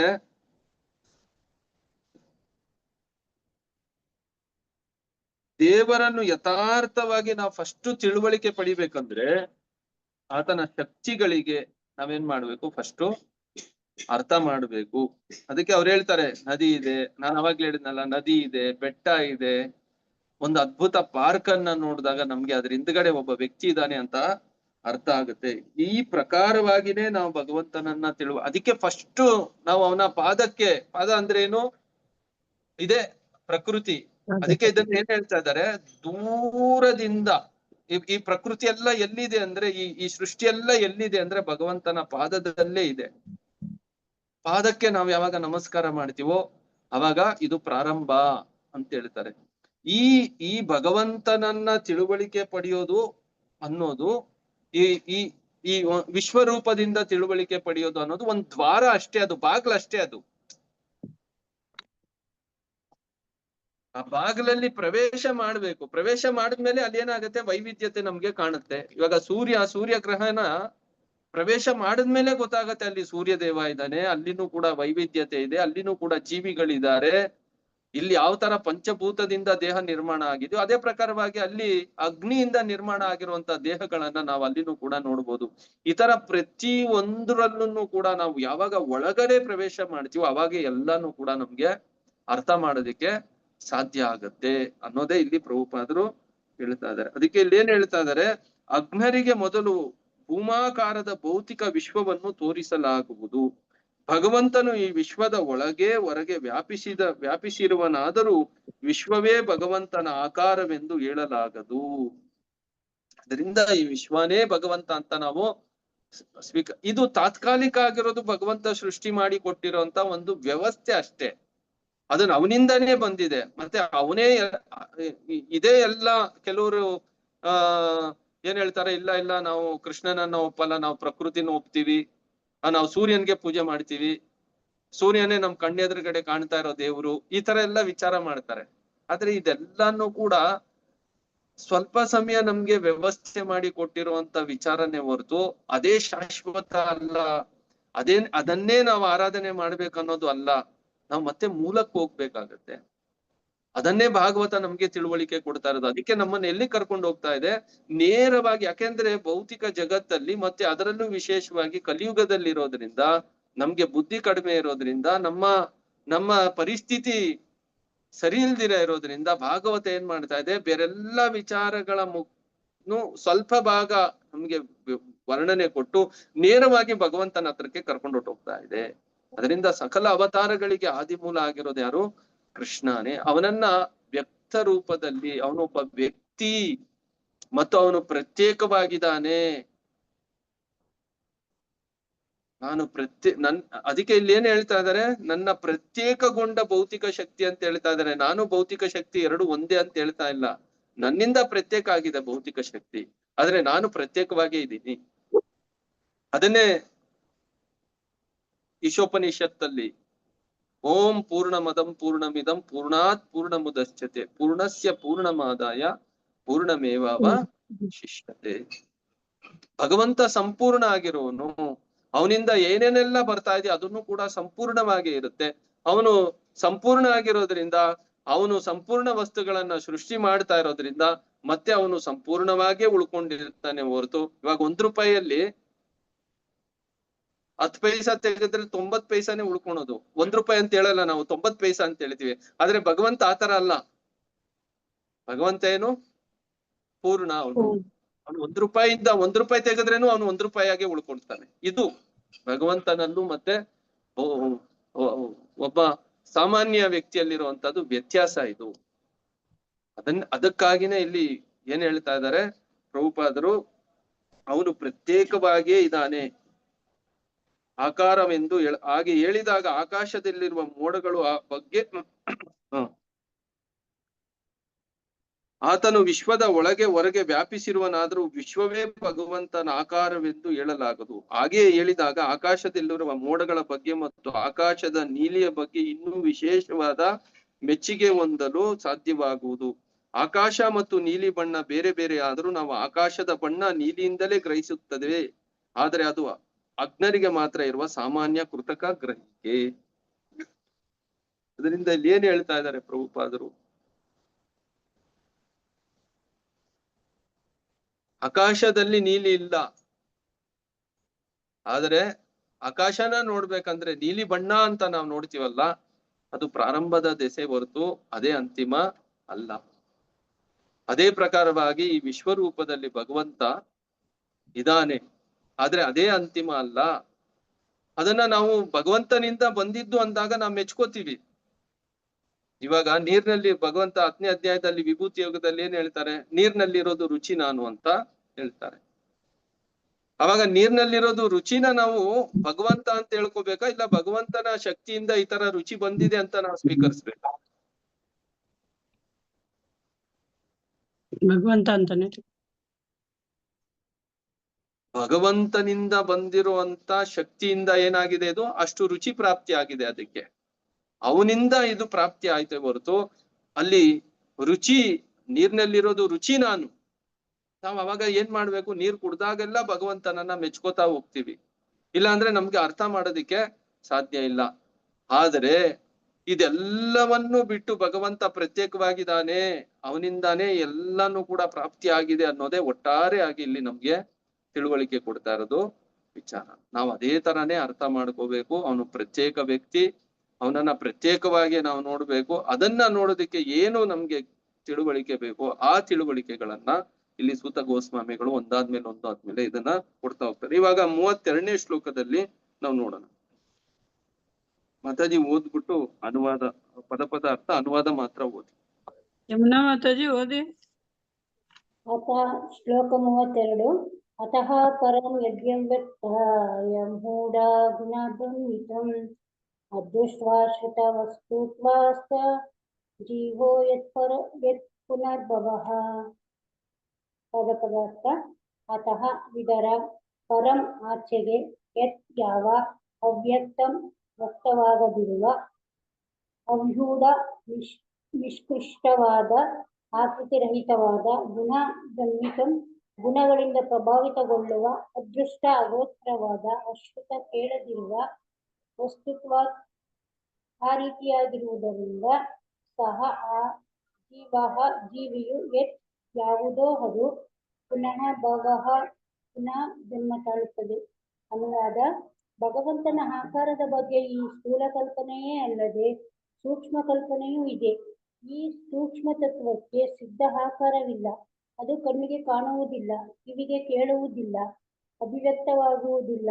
ಮನುಷ್ಯ ಜೀವಿಗೆ ಆತನ ಸ್ಥೂಲ ಆಕಾರ ಮತ್ತು ಸೂಕ್ಷ್ಮ ಆಕಾರದ ಆಚೆ ಇನ್ನೊಂದು ಆಕಾರವಿದೆ. ಇಲ್ಲವಾಗಿದ್ದರೆ ಅವನು ಮತ್ತೆ ಮತ್ತೆ ಹುಟ್ಟುತ್ತಿರಲಿಲ್ಲ. ಹರೇ ಕೃಷ್ಣ. ಹರೇ ಕೃಷ್ಣ. ಭಗವಂತನ ಆಕಾರದ ಬಗ್ಗೆ ಈ ಸ್ಥೂಲ ಕಲ್ಪನೆಯೇ ಅಲ್ಲದೆ ಸೂಕ್ಷ್ಮ ಕಲ್ಪನೆಯೂ ಇದೆ. ಈ ಸೂಕ್ಷ್ಮ ತತ್ವಕ್ಕೆ ಸಿದ್ಧ ಆಕಾರವಿಲ್ಲ, ಅದು ಕಣ್ಣಿಗೆ ಕಾಣುವುದಿಲ್ಲ. ಇಲ್ಲೇನ್ ಹೇಳ್ತಾ ಇದ್ದಾರೆ ಸೂತ ಗೋಸ್ವಾಮಿಗಳು, ಏನ್ ನಾವು ಬಹಿರಂಗವಾಗಿ ಏನ್ ನೋಡ್ತಾ ಇದೀವೋ ಅದನ್ನ ಬಿಟ್ಟು ಸ್ಥೂಲ ಕಲ್ಪನೆನು, ನಾವು ಸ್ಥೂಲ ಕಲ್ಪನೆ ಇವಾಗ ನಾವು ನೋಡಿದ್ವಿ ಈ ವಿಶ್ವರೂಪದಲ್ಲಿ, ಸ್ಥೂಲ ಕಲ್ಪನೆಯಲ್ಲಿ ಭಗವಂತನನ್ನ ಅದೇ ಪ್ರಕಾರವಾಗಿ ಅಲ್ಲದೆ ಸೂಕ್ಷ್ಮ ಕಲ್ಪನೆಯೂ ಕೂಡ ಇದೆ. ಈ ಸೂಕ್ಷ್ಮ ತತ್ವಕ್ಕೆ ಸಿದ್ಧ ಆಕಾಶ, ಆಕಾರವಿಲ್ಲ ಅಂತ ಹೇಳ್ತಾ ಇದ್ದಾರೆ. ಏನಿಲ್ಲ ಅದಕ್ಕೆ? ಇಲ್ಲಿ ಸ್ಥೂಲಕ್ಕೆ ಆಕಾರ ಇದೆ, ಸೂಕ್ಷ್ಮಕ್ಕೇನಿಲ್ಲ, ಆಕಾರ ಇಲ್ಲ. ಅದನ್ನೇ ಮನಸ್ಸು, ಬುದ್ಧಿ ಮತ್ತೆ ಅಹಂಕಾರ ಅಂತ ನಾವು 7ನೇ ಅಧ್ಯಾಯದಲ್ಲಿ ಮತ್ತೆ ಇವಾಗ ನಾವು ತಿಳುವಳಿಕೆ ಪಟ್ವಿ. ಅದು ಕಣ್ಣಿಗೆ ಕಾಣುವುದಿಲ್ಲ, ಕಿವಿಗೆ ಕೇಳುವುದಿಲ್ಲ, ಅಭಿವ್ಯಕ್ತವಾಗುವುದಿಲ್ಲ. ಈ ಸೂಕ್ಷ್ಮ ಕಣ್ಣಿಗೆ ಕಾಣಿಸ್ತಾ ಇದೆಯಾ, ಕಿವಿ ಕೇಳಿಸ್ತಾ ಇದೆಯಾ ಅಂದ್ರೆ ಇಲ್ಲ. ಮನುಷ್ಯ ಜೀವಿಗೆ ಆತನ ಸ್ಥೂಲ ಆಕಾರ ಮತ್ತು ಸೂಕ್ಷ್ಮ ಆಕಾರದ ಆಚೆ ಇನ್ನೊಂದು ಆಕಾರವಿದೆ. ಇಲ್ಲವಾಗಿದ್ದರೆ ಅವನು ಮತ್ತೆ ಮತ್ತೆ ಹುಟ್ಟುತ್ತಿರ್ಲಿಲ್ಲ. ಈ ಸೂಕ್ಷ್ಮ ಮತ್ತೆ ಸ್ಥೂಲ ಮತ್ತೆ ಸೂಕ್ಷ್ಮದ ವಿಚಾರ ಎರಡರ ಆಚೆ ಏನಿದೆ? ಇನ್ನೊಂದು ಸ್ವರೂಪ ಇದೆ. ಆ ಸ್ವರೂಪನೇ ಏನು? ಆತ್ಮ. ಅದಕ್ಕೆ ಇಲ್ಲಿ ಭಗವಂತನ 2 ವಿಚಾರಗಳನ್ನ ಕೊಟ್ಟ ಮೇಲೆ ಇಲ್ಲಿ ಯಾರ ವಿಚಾರ ಹೇಳ್ತಾ ಇದ್ದಾರೆ ಇವಾಗ? ಇದು ಯಾರ ಬಗ್ಗೆ ಹೇಳ್ತಾ ಇರೋದು? ಯಾರಾದ್ರೂ ಹೇಳಿ. ಆತ್ಮದ ಬಗ್ಗೆ. ಭಗವಂತಂದು 2 ವಿಚಾರ ಕೊಟ್ರು. ಅದಾದ್ಮೇಲೆ ಇಲ್ಲಿ ನಮ್ಗೆ ನಮ್ಮ ವಿಚಾರನು ಕೂಡ ಹೇಳ್ತಾ ಇದ್ದಾರೆ. ಜೀವಾತ್ಮಗಳಾಗಿರೋರು ನಾವು ಈ ದೇಹ ಮತ್ತೆ ಮನಸ್ಸು, ಬುದ್ಧಿ, ಅಹಂಕಾರಗಳನ್ನ ಬಿಟ್ಟು ನಾವೇನಾಗಿದ್ದೀವಿ? ಆತ್ಮಸ್ವರೂಪಿಗಳು. ಇಲ್ಲಾಂದ್ರೆ ಮತ್ತೆ ಮತ್ತೆ ನಾವು ಈ ಒಂದು ಭೌತಿಕ ದೇಹದಲ್ಲಿ ಬರ್ತಾ ಇರ್ಲಿಲ್ಲ. ಈ ದೇಹಕ್ಕೂ ಮತ್ತೆ ಆತ್ಮಕ್ಕೂ ಏನಿದೆ? ವ್ಯತ್ಯಾಸ ಇದೆ. ದೇಹಿನೋ ಅಸ್ಮಿನ್ ಯಥಾ ದೇಹೆ ಕೌಮಾರಂ ಯೌವನಂ ಜರ ತಥಾ ದೇಹಾಂತರ ಪ್ರಾಪ್ತಿ ಧೀರಸ್ತತ್ರ ನ ಮುಖ್ಯತಿ. ಧೀರ ಆಗಿರೋನು, ತಿಳುವಳಿಕೆ ಇರೋನು ಖಂಡಿತವಾಗ್ಲೂ ಇದರಿಂದ ವಿಚಲಿತ ಆಗಲ್ಲ. ಯಾಕೆಂದ್ರೆ ಈ ದೇಹ ಏನಾಗತ್ತೆ? ಬಾಲ್ಯದಿಂದ ಯೌವನಕ್ಕೆ, ಯೌವನದಿಂದ ಮುಪ್ಪಿಗೆ ಒಂದೇ ಸಮನೆ ಸಾಗುವ ರೀತಿಯಲ್ಲಿ ಸಾವಿನ ನಂತರ ಏನಾಗುತ್ತೆ? ಅದು ಇನ್ನೊಂದು ದೇಹನ ಪಡ್ಕೊಳುತ್ತೆ. ಈ ದೇಹ ಪಡಿಬೇಕಂದ್ರೆ ಪ್ರಕ್ರಿಯೆ ಏನಾಗುತ್ತೆ? ಮನಸ್ಸು, ಬುದ್ಧಿ ಮತ್ತೆ ಅಹಂಕಾರ ಕೆಲಸ ಮಾಡ್ತಾ ಇರುತ್ತೆ. ಸ್ಥೂಲ ದೇಹ ಬಿಡ್ತು ಸೂಕ್ಷ್ಮ ಶರೀರದಲ್ಲಿ ಅದೇನಾಗುತ್ತೆ? ಇನ್ನೊಂದು ದೇಹನ ಕರ್ಮಾನುಸಾರವಾಗಿ ಮತ್ತೆ ಮತ್ತೆ ಈ ಭೌತಿಕ ಜಗತ್ತಲ್ಲಿ ಹುಟ್ತಾ ಇರುತ್ತೆ. ಈ ಭೌತಿಕ ಜಗತ್ತಿನಿಂದ, ಈ ಹುಟ್ಟು ಸಾವುಗಳಿಂದ ಬಿಡುಗಡೆ ಪಡಿಬೇಕಂದ್ರೆ ಒಬ್ಬ ವ್ಯಕ್ತಿ ಭಗವಂತನನ್ನ ಯಥಾರ್ಥವಾಗಿ ತತ್ವತಃ ಜನ್ಮ ಕರ್ಮಚ ಮೇ ದಿವ್ಯಂ ಯೋಮೇ ವ್ಯಕ್ತಿ ತತ್ವತಃ ತ್ಯಕ್ವಾ ದೇಹಂ ಪುನರ್ಜನ್ಮ ನೈತಿ ಮಾಮೇತಿ ಸೋರ್ಜುನ. ಅವನು ಈ ಭಗವಂತನನ್ನ ಯಥಾರ್ಥವಾಗಿ ಅವನು ಯಾವ ತರ ಇದಾನೋ ಅದೇ ತರ ಅರ್ಥ ಮಾಡ್ಕೋಬೇಕು. ಅದನ್ನ ಅರ್ಥ ಮಾಡಿಲ್ಲ ಅಂದ್ರೆ ಮತ್ತೆ ಮತ್ತೆ ನಾವೇನಾಗ್ತೀವಿ? ಭೌತಿಕ ಜಗತ್ತಲ್ಲಿ ಪ್ರವೇಶ ಮಾಡ್ಬಿಡ್ತೀವಿ. ಇದನ್ನ ಇನ್ನು ಇವಾಗ ಈ ಭಾವಾರ್ಥದಲ್ಲಿ ಮತ್ತೆ ನಮ್ಗೆ ಪ್ರಭುಪಾದರು ತಿಳುವಳಿಕೆ ಕೊಡ್ತಾ ಮುಂದಕ್ಕೆ ನಮ್ಮನ್ನ ಕರ್ಕೊಂಡು ಹೋಗ್ತಾರೆ. ಇದನ್ನ ನಾವು ನಾಳೆ ಮತ್ತೆ ಭಾಗವತ ಅಧ್ಯಯನದಲ್ಲಿ ನಾವು ಭಾವಾರ್ಥನ ತಿಳುವಳಿಕೆ ಪಡ್ಕೊಂಡು, ಇವಾಗ ನಾವೇನು ಈ 31ನೇ ಶ್ಲೋಕದಲ್ಲಿ ಏನ್ ನಾವು ತಿಳುವಳಿಕೆ ಪಟ್ವೋ ಅದು ನಿಮ್ಗೆ ಅರ್ಥ ಆಗಿದ್ಯಾ? ಇಲ್ಲ ಏನಾದ್ರೂ ಪ್ರಶ್ನೆ ಇದ್ರೆ, ಇಲ್ಲ ಏನಾದ್ರೂ ನಾವು ಟೇಕ್ ಅವೇ ಇದ್ರೆ, ಇದರಿಂದ ನಾವೇನ ತಗೊಂಡು ಹೋಗ್ತೀವಿ, ನಾವೇನು ಜೀವನದಲ್ಲಿ ಅಳವಡಿಸ್ಕೋತೀವಿ ಅನ್ನೋದೇನಾದ್ರೂ ವಿಚಾರ ಇದ್ರೆ ನೀವೇನ್ ಮಾಡಿ ಚರ್ಚೆ ಮಾಡ್ಬೋದು. 5 ನಿಮಿಷ. ಹರೇ ಕೃಷ್ಣ ಪ್ರಭು. ಹರೇ ಕೃಷ್ಣ ಪ್ರಭು, ನಾವು ಮಾನವ ಜನ್ಮನಾಗಿ ಹುಟ್ಟಿದೀವಿ ಅಂತಂದ್ರೆ ಇಲ್ಲಿ ಭಗವಂತನ ಸಂಪೂರ್ಣ ಪ್ರಜ್ಞೆ ನಮ್ಗಿನ್ನ ಇಲ್ಲ, ಅಥವಾ ನಮ್ಮ ಪಾಪಗಳು ಇನ್ನು ಸಹ ಕಳೆದಿಲ್ಲ ಅನ್ನೋ ಲೆಕ್ಕ ಇರುತ್ತೆ. ನಾವು ಭಗವಂತ ಧಾಮಕ್ಕೆ ಹೋಗ್ಬೇಕು ಅಂದ್ರೆ ನಾವು ಅಷ್ಟು ಪುಣ್ಯ ಮಾಡಿ ಅಷ್ಟು ಶರಣಾಗತರಾಗಿ ನಾವು ಭಗವಂತನ ಧಾಮಕ್ಕೆ ಹೋಗ್ಬೇಕು. ನಮಗಾಗಿ ಭಗವಂತ ನಮ್ಮ ಏನು ಅವರ ದರ್ಶನ ಕೊಡ್ಲಿಕ್ಕಾಗಿ ನಮ್ಗಿಲ್ಲಿ ನಾನಾ ರೂಪಗಳಲ್ಲಿ ಅವತಾರದಲ್ಲಿ ಇದ್ದಾರೆ. ಇದು ನಮಗಾಗಿ ಅಲ್ವಾ ಪ್ರಭು? ಇದು ಭಗವಂತ ಭೂಲೋಕದಲ್ಲಿ ಇರೋದು. ಆದ್ರೆ ದೇವತೆಗಳಿಗೆ ಭಗವಂತ ಧಾಮಕ್ಕೆ ಹೋಗೋ ಅವಕಾಶ ಇರುತ್ತೆ. ಆದ್ರೆ ಈಗ ಪೂರಿನಲ್ಲೇ ಆಗ್ಲಿ ಇಲ್ಲೆಲ್ಲ ಭಗವಂತನ ನೋಡ್ಲಿಕ್ಕೆ ನೋಡಿ ದೇವತೆಗಳು ಬರ್ತಾರಲ್ಲ, ಅವ್ರು ಅಲ್ಲೇ ಹೋಗಿ ಅವ್ರನ್ನ ದರ್ಶನ ಪಡಿಬೋದಲ್ಲ? ಇದು ಮಾನವರಿಗಾಗಿ ಅಲ್ವಾ ಇದು ಭೂಲೋಕದಲ್ಲಿ ಭಗವಂತ ನಮಗ್ ಕೊಟ್ಟಿರೋದು. ದೇವತೆಗಳಿಗಲ್ಲ ಅವಕಾಶ ಇದ್ರು ಯಾಕೆ ಇಲ್ಲಿ ಬಂದು ಅವ್ರನ್ನ ದರ್ಶನ ಪಡಿತಾರೆ ಪ್ರಭು? ಯಾರಾದ್ರೂ ಭಗವದ್ಗೀತೆಯಲ್ಲಿ ಮಾತಾಡಿ ಒಳ್ಳೆ ಪ್ರಶ್ನೆ ಕೇಳಿದ್ರು. ಯಾರಾದ್ರೂ ಭಗವದ್ಗೀತೆಯಲ್ಲಿ ಭಗವಂತ ಹೇಳ್ತಾರಲ್ಲ, ದೇವತೆಗಳಿಗಾಗ್ಲಿ ಮಹರ್ಷಿಗಳಿಗಾಗ್ಲಿ ನನ್ನ ಸ್ವರೂಪನ ನಾನು ಯಾವ ತರ ಇದ್ದೀನಿ ಅಂತ ಅರ್ಥ ಮಾಡಕ್ ಸಾಧ್ಯ ಇಲ್ಲ ಅಂತ ಒಂದು ಆ ಶ್ಲೋಕ ಓದಿ ಯಾರಾದ್ರು. 10.5 ಏನೋ ಪ್ರಭು. 10.2 ಮಾತಾಜಿ ನೋಡಿ. 10.2 ಓದಿ.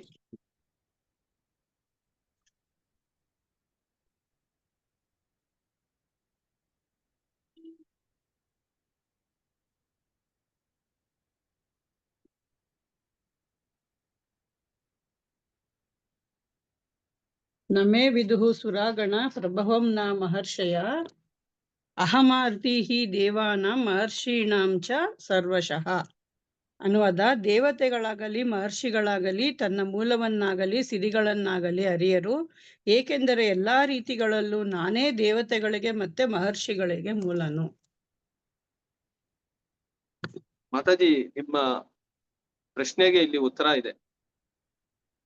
ಮಾತಾಜಿ ಎಕ್ಸ್ಪ್ಲೈನ್ ಮಾಡಿ, ಏನ್ ಹೇಳ್ತಾ ಇದ್ದಾರೆ? ಅಂದ್ರೆ ಇಲ್ಲಿ ಇವಾಗ ನಾವೆಲ್ಲ ಜೀವಿಗಳು ಭಗವಂತಂದು ಒಂದು ಅಂಶ. ಭಗವಂತ ಇಲ್ಲಿ ಪೂರ್ಣ, ನಾವು ಅಂಶ.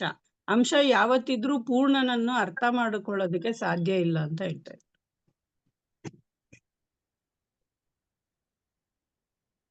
ಅಂದ್ರೆ ಇಲ್ಲಿ ಆದ್ರೆ ದೇವತೆಗಳ ಅದನ್ಬಿಟ್ಟು ನಾವು ಭಗವಂತನನ್ನ ಅರ್ಥ ಮಾಡ್ಕೊಳ್ದೇನು ಇರಬಾರ್ದು. ಅಧಿಕೃತ ಗುರುಗಳ ಹತ್ರ ಹೋಗಿ ನಾವು ವಿನಯದಿಂದ ಕೇಳಿ ಅದನ್ನ ತಿಳ್ಕೊಬಹುದು ಅಂತಾನು ಹೇಳ್ತಾರೆ.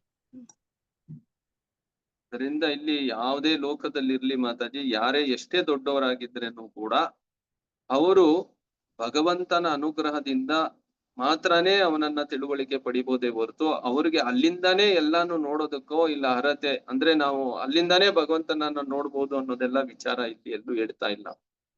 ಅದರಿಂದ ದೇವತೆಗಳು ಕೂಡ ಮನುಷ್ಯರಾಗಿ ಜನ್ಮ ತಗೊಂಡು ಏನ್ ಮಾಡ್ತಾರೆ, ಸಾಧನೆ ಮಾಡಿ ಭಗವಂತನ ಹತ್ರಕ್ಕೆ ವಾಪಸ್. ಯಾಕೆಂದ್ರೆ ದೇವತೆಗಳದ್ದು ಸ್ಥಾನ ಅನ್ನೋದೇನಂದ್ರೆ, ಅವರು ಕೆಲವೊಂದು ಪುಣ್ಯ ಕಾರ್ಯಗಳನ್ನ ಮಾಡಿದಾಗ, ಅದು ಯಾರಾದ್ರೂ ಆಗಿರ್ಬೋದು, ಪುಣ್ಯ ಕಾರ್ಯಗಳನ್ನ ಮಾಡಿದಾಗ ಏನಾಗತ್ತೆ, ಮೇಲುಗಡೆ ಲೋಕಗಳಲ್ಲಿ, ಸ್ವರ್ಗ ಲೋಕಗಳಲ್ಲಿ ಇಲ್ಲ ದೇವತೆಗಳಾಗಿ ಆ ಒಂದು ಜನ್ಮ ತಗೊಳೋದಕ್ಕೆ ಒಂದು ಅವಕಾಶ ಇರುತ್ತೆ.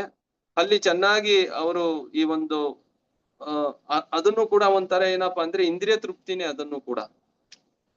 ನೋಡಿ, ಭಗವಂತನೇ ಸರ್ವ ಕಾರಣಗಳಿಗೆ ಕಾರಣ, ಅವನೇ ನಿಯಂತ್ರಕ.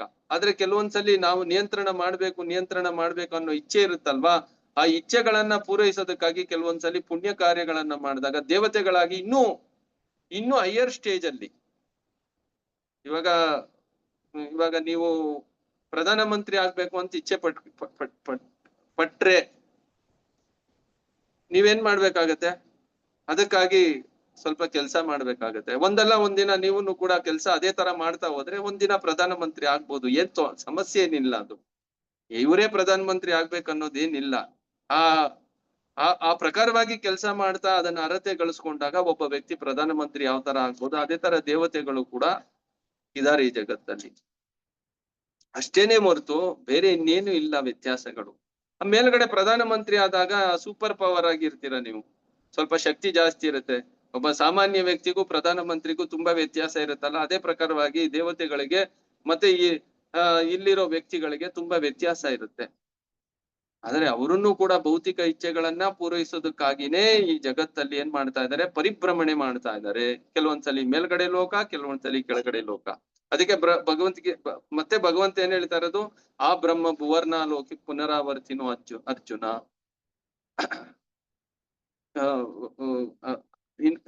ಅಲ್ಲೇ ಇನ್ನೊಂದು ಶ್ಲೋಕ ಇದೆ, ಅವ್ರೇನ್ ಹೇಳ್ತಾರೆ, ಕ್ಷೀಣೆ ಪುಣ್ಯ ಮೃತ್ಯು ಲೋಕಂ ವಿಶಂತಿ ಅಂತ ಹೇಳ್ತಾರೆ. ಯಾವಾಗ ಪುಣ್ಯ ಕಾರ್ಯಗಳು ಅವ್ರದ್ದು ಕ್ಷೀಣ ಆಗತ್ತೋ ಅವಾಗ ಅವ್ರೇನ್ ಮಾಡ್ತಾರೆ, ಮತ್ತೆ ಈ ಭೌತಿಕ ಜಗತ್ತಲ್ಲಿ ಬರ್ತಾರೆ. ಅದಕ್ಕೆ ಎಲ್ಲಾ ದೇವತೆಗಳಿಗೆ ಭಗವಂತನಲ್ಲಿ ಭಕ್ತಿ ಇರುತ್ತಾ ಅಂದ್ರೆ ಖಂಡಿತ ಇಲ್ಲ. ಶುದ್ಧ ಭಕ್ತಿ ಇರುತ್ತಾ ಅಂದ್ರೆ ಇಲ್ವೇ ಇಲ್ಲ. ಆದ್ರೆ ಕೆಲವರಿಗೆ ಇವಾಗ ಪರಂಪರೆಯಲ್ಲಿ ಬ್ರಹ್ಮದೇವರು ಅವರೇ ಮೂಲ ಗುರುಗಳವರು, ಅವರಿಗೆ ಆ ಒಂದು ವಿಚಾರ ಇದೆ. ಮತ್ತೆ ಅಂತ ಪರಂಪರೆಯಲ್ಲಿ ಆಶ್ರಯ ತಗೊಂಡು ಯಾರು ಬ್ರಹ್ಮದೇವರ ಮಾತನ್ನ ಕೇಳಿ ಅವ್ರು ಮುಂದಕ್ಕೆ ಹೋಗ್ತಾರೋ ಅವ್ರಿಗೆ ಮತ್ತೆ ಭಗವಂತನ ಧಾಮಕ್ಕೆ ಹೋಗೋದಿಕ್ಕೆ ಒಂದು ಅವಕಾಶ ಮತ್ತೆ ಸಿಗುತ್ತೆ. ಅವ್ರಿಗೆ ಅಲ್ಲಿಂದಾನೇ ಸಿಗುತ್ತೆ ಅನ್ನೋದು ಕೂಡ ಏನ್ ಗ್ಯಾರಂಟಿ ಇಲ್ಲ. ಅವ್ರೇನ್ ಮಾಡ್ತಾರೆ, ಸಾಧನೆ ಮಾಡೋದಕ್ಕಾಗಿ ಭೂಲೋಕಕ್ಕೆ ಬರ್ತಾರೆ, ಅವರು ಸಾಧನೆ ಮಾಡ್ತಾರೆ. ಅದಕ್ಕೆ ಇವಾಗ ನೀವು ಪ್ರಶ್ನೆ ಕೇಳಿದ್ರಲ್ಲಿ ಏನಿತ್ತು, ಜಗನ್ನಾಥ್ ಪುರಿಗೆ ಬರ್ತಾರೆ, ಪ್ರಸಾದ ತಿಂತಾರೆ, ದೇವತೆಗಳೆಲ್ಲ ಬಂದು ಇಲ್ಲಿ ದರ್ಶನ ಮಾಡ್ತಾರೆ, ಅದಕ್ಕೆ ಬರೋದು. ಮಾತಾಜಿ ನಿಮ್ಗೆ ಅರ್ಥ ಆಗಿದೆ ಅನ್ಕೋತೀನಿ. ಗೊತ್ತಾಯ್ತು ಪ್ರಭು. ನಾವು ದೇವತೆಗಳಿಗೆ ಭಗವಂತ ಧಾಮಕ್ಕೆ ಹೋಗಷ್ಟು ಅವಕಾಶ ಇರುತ್ತೆ ಅನ್ನೋದು ಅನ್ಕೊಂಡಿದ್ವಿ. ಅವರಿಗೂ ಅಷ್ಟು ಸಂಪೂರ್ಣ ಅವಕಾಶ ಇರಲ್ಲ, ಹಾಗಾಗಿ ಅವ್ರು ಭೂಲೋಕಕ್ಕೆ ಬಂದು ದರ್ಶನ ಮಾಡ್ತಾರೆ ಅನ್ನೋದು ಅರ್ಥ ಆಯ್ತು ಪ್ರಭು. ಥ್ಯಾಂಕ್ಸ್ ಮಾತಾಜಿ, ಒಳ್ಳೆ ಪ್ರಶ್ನೆ ಕೇಳಿದ್ರಿ. ಬೇರೆ ಯಾರಿಗಾದ್ರೂ ಏನಾದ್ರೂ ವಿಚಾರ ಇದೆಯಾ, ಚರ್ಚೆ ಇದೆಯಾ?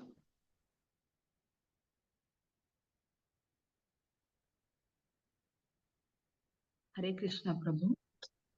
ಹರೇ ಕೃಷ್ಣ. ಯಾರು ಮಾತಾಡುದು? ರಾಧಾ ಅಂತ ಮಾಂತ್ರಂಗ್ ಹೇಳಿ ಮಾತಾಜಿ, ಹೇಳಿ. ಪ್ರಭು, ನನ್ಗೇನ್ ಡೌಟ್ ಇದಿದ್ರೆ, ನಾವೆಲ್ಲ ಸ್ಟಾರ್ಟಿಂಗ್ ಪೀರಿಯಡ್ ಅಲ್ಲಿ ಇರ್ತೀವಿ, ನಾವು ಇಂದ್ರಿಯಗಳಿಗೆ ಮತ್ತೆ ದೇಹಕ್ಕೆ ಮತ್ತೆ ಇಂಪಾರ್ಟೆನ್ಸ್ ಕೊಡ್ತೀವಿ. ಆತ್ಮಕ್ ನಾವು ಅಷ್ಟು ಇಂಪಾರ್ಟೆನ್ಸ್ ಕೊಡೋದಿಲ್ಲ, ಯಾಕಂದ್ರೆ ಆ ತರ ಒಂದು ಇದೆಯಾ ಅಂತಾನು ಸುಮಾರು ಜನಗಳಿಗೆ ಗೊತ್ತೇ ಆಗ್ತದಿಲ್ಲ. ನಂದು ಕ್ವಶನ್ ಏನಂದ್ರೆ ಪ್ರಭು, ಈಗ ಯೋಗಿಗಳಿದ್ದಾರೆ, ಮಹರ್ಷಿಗಳಿದ್ದಾರೆ, ಅವರೆಲ್ಲ ಆತ್ಮಕ್ಕೆ ಇಂಪಾರ್ಟೆನ್ಸ್ ಕೊಡ್ತಾರಾ? ಯಾಕಂದ್ರೆ ಅವರು ನಮ್ಗಿಂತ ಒಂದ್ ಸ್ಟೆಪ್ ಮುಂದೆ ಇರುವಾಗ ಅವ್ರಿಗೆಲ್ಲ ಅದು ಆತ್ಮಕ್ಕೆ ಇಂಪಾರ್ಟೆನ್ಸ್ ಕೊಡ್ತಾರಾ? ಆತ್ಮಕ್ಕೆ ಏನ್ ಬೇಕಾಗಿದೋ ಅದನ್ನೇ ಮಾತ್ರ ಮಾಡ್ತಾರಾ? ಇಲ್ಲ ಅವರು ದೇಹಕ್ಕೂ ಇಂಪಾರ್ಟೆನ್ಸ್ ಕೊಡ್ತಾರಾ? ಆ ತರ ಡೌಟ್ ಇದೆ. ನನ್ ಕ್ವಶನ್ ಅಂತ ನನ್ಗೆ ಅರ್ಥ ಆಯ್ತು ಮಾತಾಜಿ. ಮತ್ತೆ ಅದೇ ಇದಕ್ಕೆ ಇದೇ ಉತ್ತರನೇ. ಮತ್ತೆ ಏನ್ ಹೇಳ್ತಾ ಇದಾರೆ, ದೇವತೆಗಳಾಗ್ಲಿ ಮಹರ್ಷಿಗಳಾಗ್ಲಿ ನನ್ನ ಮೂಲವನ್ನಾಗ್ಲಿ ಸಿರಿಯನ್ನಾಗ್ಲಿ ಅರಿಯಲಾರರು, ಏಕೆಂದ್ರೆ ಎಲ್ಲಾ ರೀತಿಯಲ್ಲೂ ನಾನೇ ದೇವತೆಗಳಿಗಿದೆ ಮತ್ತೆ ಮಹರ್ಷಿಗಳಿಗೆ. ಯಾವುದೇ ಪೊಸಿಷನ್ ನಲ್ಲಿ ಇರ್ಲಿ, ಯಾರಾದ್ರೂ ಇರ್ಲಿ, ಅದು ಯೋಗಿಗಳಿರ್ಬೋದು, ಮಹರ್ಷಿಗಳಿರ್ಬೋದು, ಯಾರಾದ್ರೂ ಇರ್ಲಿ, ಅವರು ಭಗವಂತನನ್ನ ತಿಳುವಳಿಕೆ ಪಡೆಯೋದಕ್ಕೆ ಪ್ರಯತ್ನ ಪಟ್ಟಾಗ ಮಾತ್ರ ಭಗವಂತನ ಏನ್ ಮಾಡ್ತಾರೆ, ಅವರನ್ನ ಅವರಿಗೆ ತೋರ್ಸ್ಕೋಬಹುದು. ಅದು ಬಿಟ್ಟು ಈ ಜಗತ್ತಲ್ಲಿ ನಾನು ಏನೋ ಪಡಿಬೇಕು, ಏನೋ ಶಕ್ತಿ ಪಡ್ಕೋಬೇಕು ಅನ್ನೋ ಪ್ರಜ್ಞೆ ಇಟ್ಕೊಂಡು, ಆತ್ಮದ ವಿಚಾರನೇ ಇಟ್ಕೊಂಡು ಅವರು ಧ್ಯಾನ ಮಾಡ್ಬೋದು. ಆತ್ಮದ ಶಕ್ತಿ ಮೇಲೇನೆ ನಾನು ಸಾಧನೆ ಮಾಡಿ ತೋರಿಸ್ತೀನಿ ಅಂತ ಏನೇನೋ ಸಾಧನೆಗಳನ್ನೆಲ್ಲ ಮಾಡ್ತಾ ಹೋಗ್ಬೋದು. ಆದರೆ ಅವ್ರಿಗೂ ಕೂಡ ಭಗವಂತನನ್ನ ತಿಳುವಳಿಕೆ ಪಡೆಯಕ್ಕೆ ಸಾಧ್ಯ ಇಲ್ಲ. ಅವರನ್ನು ಕೂಡ ಏನಾಗ್ತಾರೆ, ಅವ್ರವ್ರು ಮಾಡಿರುವಂತ ಸಾಧನೆಗೆ ಅನುಕೂಲಕರವಾಗಿ ಅವ್ರವ್ರು ಕೆಲವೊಂದ್ ಕಡೆ ಏನ್ ಮಾಡ್ತಾರೆ, ಜನ್ಮ ತಗೋತಾರೆ. ಮತ್ತೆ ಅವರು ಆ ಒಂದು ಸಾಧನೆಗೆ ತಕ್ಕನಂಗೆ ಫಲಗಳನ್ನ ಪಡಿತಾರೆ. ಮತ್ತೆ ಏನಾಗ್ತಾರೆ, ಮತ್ತೆ ಭೌತಿಕ ಜಗತ್ತಲ್ಲಿ ಉಳ್ತಾರೆ.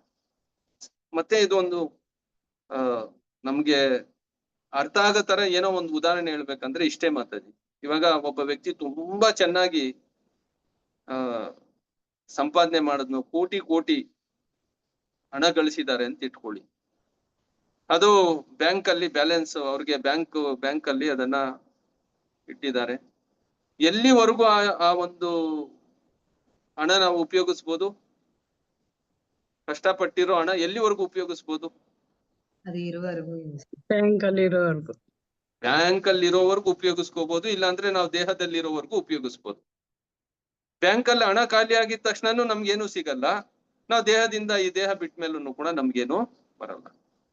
ಅದೇ ತರನೇ ಈ ಯೋಗಿಗಳಿರ್ಬೋದು, ಮಹರ್ಷಿಗಳಿರ್ಬೋದು, ಭಗವಂತನ ವಿಚಾರ ಬಿಟ್ಟು ಸಾಧನೆ ಮಾಡಿ ಏನೋ ಶಕ್ತಿನ ಗಳಿಸ್ಕೋಬಹುದು. ಆದ್ರೆ ಎಲ್ಲಿವರೆಗೂ ಅದನ್ನ ಅವರು ಅನುಭವ ಮಾಡ್ಬೋದು, ಅವರ ಶಕ್ತಿ ಎಲ್ಲಿವರೆಗಿದೆಯೋ ಆ ಶಕ್ತಿ ಅಲ್ಲಿವರೆಗೂ ಅದರದ್ದು ಅನುಭವ ಸಿಗುತ್ತೆ. ಆ ಫಲ, ಆ ಸಾಧನೆ ಎಲ್ಲಿವರೆಗೂ ಇರುತ್ತೋ ಅಲ್ಲಿವರೆಗೂ ಸಿಗತ್ತೆ. ಸಾಧನೆ ಹೋಯ್ತು ಅಂದ್ರೇನು ಮತ್ತೆ ಅದರದ್ದು ಏನು ಫಲ ಸಿಗಲ್ಲ. ಈ ಕಡೆ ದೇಹ ಬಿಟ್ರೆ ಯಾವತ್ತೋ ಒಂದಿನ ದೇಹ ಬಿಡ್ಲೇಬೇಕಲ್ವಾ? ಕ್ಷೀಣೆ ಪುಣ್ಯ ಮೃತ್ಯು ಲೋಕಂ ವಿಶಂತಿ. ಮತ್ತೆ ಹುಟ್ಟು ಸಾವು, ಹುಡ್ತೀವಿ ಸಾಯ್ತೀವಿ. ಒಂದಿನ ದೇಹ ಬಿಡ್ಲೇಬೇಕು. ಒಬ್ಬ ವ್ಯಕ್ತಿ 1000 ವರ್ಷ ತಪಸ್ ಮಾಡಿರ್ಬೋದು, 1000 ವರ್ಷ ನಾನು ಉಸಿರನ್ನ ನಿಯಂತ್ರಣ ಮಾಡಿ ಕಂಟ್ರೋಲ್ ಮಾಡಿ ನಾನು ಈ ದೇಹನ ಉಳಿಸ್ಕೊಂಡಿರ್ಬೋದು. ಆದ್ರೆ 1001ನೇ ದಿನ ಆ ದೇಹ ಬಿಡ್ಲೇಬೇಕಲ್ವಾ? ಕರೆಕ್ಟ್ ಅಲ್ವಾ? ಆ ದೇಹ ಬಿಟ್ಟಿದ ತಕ್ಷಣ ಅಲ್ಲೇನಾಯ್ತು, ಮತ್ತೆ 0 ಇಂದ ಶುರು ಮಾಡ್ಬೇಕು. ಮತ್ತೆ ನೀವು ಕೋಟಿ ಸೇರಿಸ್ಬೇಕಂದ್ರೆ ಮತ್ತೆ ನೀವೇನ್ ಮಾಡ್ಬೇಕು?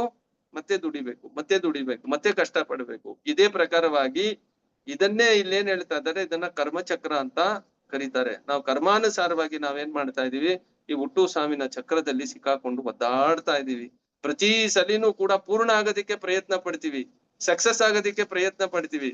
ಅದ್ರ ಕಡೆಗೆ ಪ್ರಕೃತಿ ಏನ್ ಮಾಡುತ್ತೆ, ತನ್ನದೇ ಆಗಿರೋದು ಕ್ರೂರ ಆಗಿರೋದು ನಿಯಮಗಳು, ಭಗವಂತ ಇದನ್ನ ಇಟ್ಬಿಟ್ಟಿದ್ದಾರೆ. ಅದನ್ನ ನಾವೇನ್ ಮಾಡಕ್ಕಾಗಲ್ಲ. ನಮ್ಮ ಇಚ್ಛೆ ಇತ್ತು ಆ ಪ್ರಕಾರವಾಗಿ ಕ್ರೂರ ಅದನ್ನ ಕ್ರೂರ ಅನ್ನಿ, ಇಲ್ಲ ದಯೆ ಅಂತೇಳಿ. ಆಚಾರ್ಯರ ಪ್ರಕಾರವಾಗಿ ದಯೆ ಅದು, ಸಾಮಾನ್ಯ ವ್ಯಕ್ತಿಗಳ ಪ್ರಕಾರವಾಗಿ ಕ್ರೂರತೆ ಅದು. ಸಾವು ಅನ್ನೋದೇನಪ್ಪಾ ಅಂದ್ರೆ ಆಚಾರ್ಯರು ಇದು ದಯೆಯಿಂದ ಭಗವಂತ ಇಟ್ಟಿದ್ದಾನಂತ ಹೇಳ್ತಾರೆ. ಸಾಮಾನ್ಯ ವ್ಯಕ್ತಿಗಳೇನ್ ಹೇಳ್ತಾರೆ, ಅದನ್ನ ಕ್ರೂರತೆಯಿಂದ ಇಟ್ಬಿಟ್ಟಿದ್ದಾನೆ ಅಂತ ಹೇಳ್ತಾರೆ. ಆದ್ರೆ ನಿಜವಾಗ್ಲೂ ನೋಡಿದ್ರೆ ಅದು ಭಗವಂತಂದು ದಯೆ. ಮತ್ತೆ ಮತ್ತೆ ನಮ್ಮನ್ನ ಅವಕಾಶ ಕೊಡ್ತಾ ಇದ್ದಾರೆ. ಮತ್ತೆ ನಾವ್ ಈ ಹುಟ್ಟು ಸಾವಿಂದ ಬಿಡುಗಡೆ ಪಡೆಯೋದಕ್ಕೊಂದು ಅವಕಾಶ ಮಾಡಿ ಕೊಡ್ತಾರೆ, ಭಕ್ತಿ ಮಾಡೋದಕ್ಕೆ ಅವಕಾಶ ಮಾಡಿ ಕೊಡ್ತಾರೆ. ಅದನ್ನೇ ಭಗವದ್ಗೀತೆಯಲ್ಲಿ ಭಗವಂತ ಹೇಳ್ತಾ ಇರೋದು, ಮನ್ಮನ ಭವ ಮತ್ ಭಕ್ತೋ ಮಧ್ಯಾಜಿ ಮಾಂ ನಮಸ್ಕರು. ನೀನ್ ನನ್ಗೆ ನಮಸ್ಕಾರ ಮಾಡು, ನನ್ ಭಕ್ತಿ ಸೇವೆಗ್ ಬಾ. ಅಲ್ಲಿ ಮಾತ್ರ ಯಾವುದೇ ತರ ಅಪೇಕ್ಷೆ ಇರಲ್ಲ. ಐತುಕಿ ಅಪ್ರತಿಯತ ಯಯಾತ್ಮ ಸುಪ್ರಸೀದತಿ, ಅವನು ಮಾತ್ರ ಸುಪ್ರಸೀದತಿ. ಬೇರೆ ಇನ್ಯಾರನ್ನು ಕೂಡ ಇಲ್ಲಿ ನೆಮ್ಮದಿಯಾಗಿ, ಯೋಗಿಗಳಿರ್ಬೋದು, ದೇವತೆಗಳಿರ್ಬೋದು, ಮಹರ್ಷಿಗಳಿರ್ಬೋದು, ಭಗವಂತನನ್ನ ಬಿಟ್ಟು ಅಹೈತುಕಿ ಭಕ್ತಿ ಬಿಟ್ಟು ಬೇರೆ ಇನ್ಯಾರು ಯಾವುದೇ ತರ ಸುಪ್ರಸಿದ್ಧತೆ ಆಗೋದಿಕ್ಕೆ ಸಾಧ್ಯ ಇಲ್ಲ, ಅದ್ ಯಾರಾದ್ರೂ ಆಗಿರ್ಲಿ. ಅದನ್ನೇ ಇಲ್ಲಿ 10ನೇ ಅಧ್ಯಾಯ 2ನೇ ಶ್ಲೋಕದಲ್ಲಿ ಭಗವಂತ ಹೇಳ್ಬಿಡ್ತಾ ಇದ್ದ. ಮಾತಾಜಿ, ನಿಮ್ಗೆ ಅರ್ಥ ಆಯ್ತಾ? ಅರ್ಥ ಆಯ್ತು ಪ್ರಭು. ಥ್ಯಾಂಕ್ ಯು ಪ್ರಭು. ಹರೇ ಕೃಷ್ಣ. ಈ 10ನೇ ಅಧ್ಯಾಯದಲ್ಲಿ 2ನೇ ಶ್ಲೋಕ ಆಗಿದ ತಕ್ಷಣ 3ನೇ ಶ್ಲೋಕ ಒಂದ್ಸಲಿ ಅನುವಾದ ಓದಿ ಮಾತಾಜಿ.